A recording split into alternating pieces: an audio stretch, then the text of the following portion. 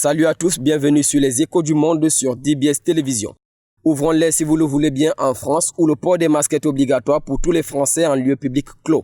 Compte tenu de cette obligation, certaines voies publiques, à l'instar de Jean-Luc Mélenchon, demandent à ce que le kit de protection pour enrayer la reprise de la pandémie à coronavirus devrait être distribué gratuitement. Une suggestion malvenue pour le président Emmanuel Macron. Celui-ci soutient sa position en ces termes. Le contribuable n'a pas pour vocation à payer des masques pour tout le monde. Néanmoins, il promet une aide pour les plus précaires. Pour ce faire, il annonce que 40 millions de masques lavables seront expédiés dans les prochains jours aux 7 millions de Français les plus pauvres. Rappelons que l'achat des masques de protection chirurgicaux en France représente un coût élevé pour certains, jusqu'à 200 € par mois par personne.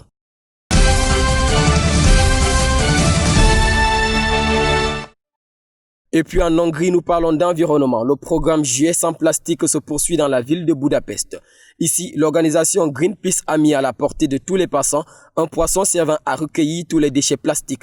Ce programme vise à sensibiliser la population sur l'impact négatif causé par les déchets plastiques dans les océans à travers le monde, ainsi que dans les cours d'eau sur l'échelle locale. Selon les organisateurs, le choix du poisson est justifié par le fait que bon nombre de poissons sont envahis par les plastiques et ceux-ci videront l'objet en forme de mammifère par la suite pour les sauver.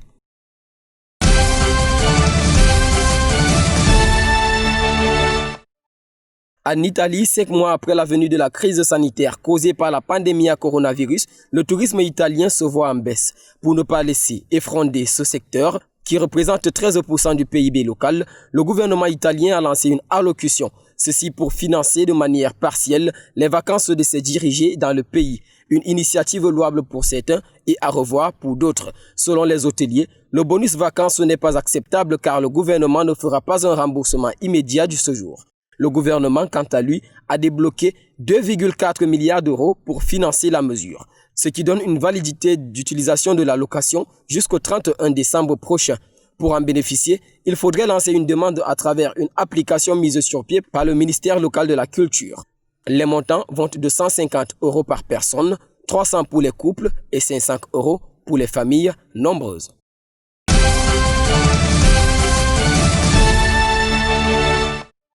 Puis aux États-Unis d'Amérique, le consulat chinois a été fermé sous ordre du gouvernement américain. À en croire les témoins, des documents auraient été brûlés dans la cour plusieurs heures après la fermeture du consulat. Face à cette réalité, le gouvernement chinois voit une attaque contre ses diplomates. Toujours pour la Chine, l'annonce américaine unilatérale de fermer le consulat général de Houston est une action qui accroît les tensions entre les deux pays et ce, à un niveau jamais atteint.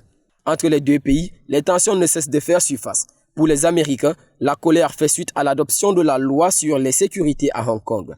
Tandis que pour les Chinois, le problème se trouve dans l'ingérence de Washington sur la situation des Ouïghours.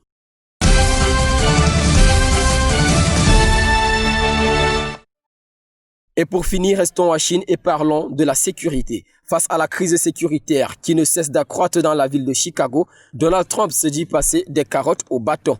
Celui-ci annonce un déploiement des forces armées dont le FBI, l'ATF, le DEA, l'United States Marshal Service et le département de la sécurité intérieure.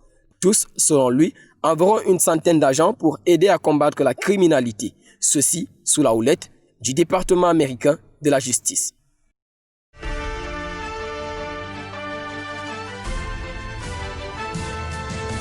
Et c'est tout pour nos échos du monde de ce jour, mesdames et messieurs. Merci d'avoir été des nôtres et bonne suite des programmes sur DBS Télévision.